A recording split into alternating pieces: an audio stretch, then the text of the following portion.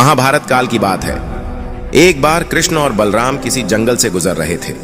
चलते चलते काफी समय बीत गया और अब सूरज भी लगभग डूबने वाला था। अंधेरे में आगे बढ़ना संभव नहीं था, इसलिए कृष्ण बोले, बलराम को हम ऐसा करते हैं कि अब सुबह होने तक यहीं ठहर जाते हैं। सुबह होते ही हम अपने मंजिल की ओर बढ़ चलेंगे। बलराम बोले, पर इस घने जंगल में हमें खतरा हो सकता है, यहां सोना उचित नहीं होगा, हमें जाग कर ही रात बितानी होगी। अच्छा, हम ऐसा करते हैं कि पहले मैं सोता हूं और तब तक तुम पहरा देते रहो, और फिर जैसे ही तुम्हें नींद आए तुम मुझे जगा देना, तब मैं पहरा दूंगा और तुम सो जाना।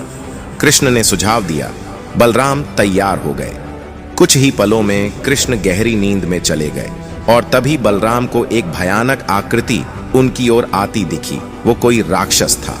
राक्षस उन्हें देखते ही जोर से चीखा और बलराम बुरी तरह डर गए। इस घटना का एक विचित्र असर हुआ। भय के कारण बलराम का आकार कुछ छोटा हो गया और राक्षस और विशाल हो गया। उसके बाद राक्षस एक बार और चीखा और पुन। बलराम डर कर कांप उठे। अब बलराम और भी सिकुड़ गए और राक्षस पहले से भी बड़ा हो गया। राक्षस धीरे धीरे बलराम की ओर बढ़ने लगा। बलराम पहले से ही भयभीत थे और उस विशाल काय राक्षस को अपनी ओर आता देख जोर से चीख पड़े और बलराम वहीं मूर्छित होकर गिर पड़े।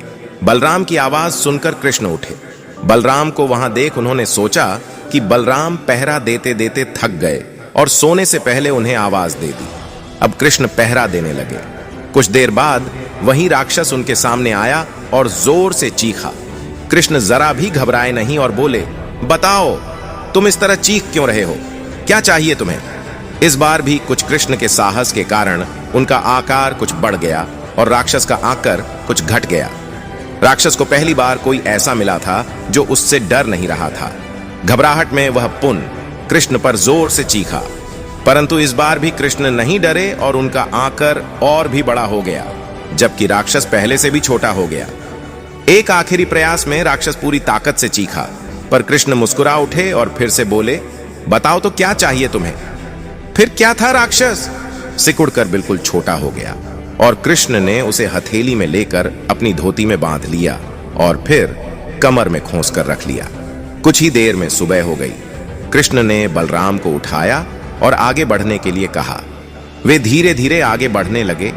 तभी बलराम उत्तेजित होते हुए बोले, पता है कल रात में क्या हुआ था? एक भयानक राक्षस हमें मारने आया था।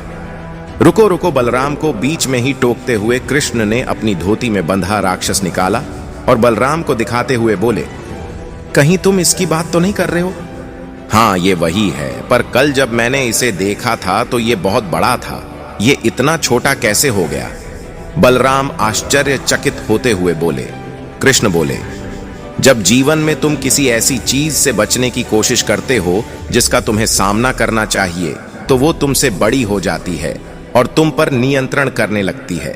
लेकिन जब तुम उस चीज का सामना करते हो जिसका सामना तुम्हें करना चाहिए, तो तुम उससे बड़े हो जाते हो और उसे नियंत्रित करने लगते हो। दोस्तों, ये राक्षस दरअसल हमारी जिंदगी में आने वाली चुनौतियां हैं। अगर हम इस चुनौतियों को टालते हैं तो ये और बड़ी होती जाती है। आखिर में ये हमें कंट्रोल करने लग जाती है।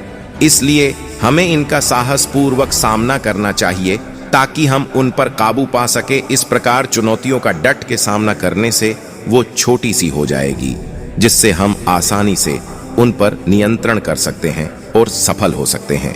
तो दोस्तों, कैसी लगी ये कहानी हमें कमेंट करके जरूर बताइए। और भी बहुत सारी हिंदी नैतिक कहानियां, नैतिक शिक्षा की कहानियां, मोटिवेशनल कहानियां, अच्छी अच्छी कहानियां और प्रेरणादायक कहानियां देखने के लिए वीडियो को लाइक करके हमारे चैनल को सब्सक्राइब और विजिट जरूर करें। धन्यवाद।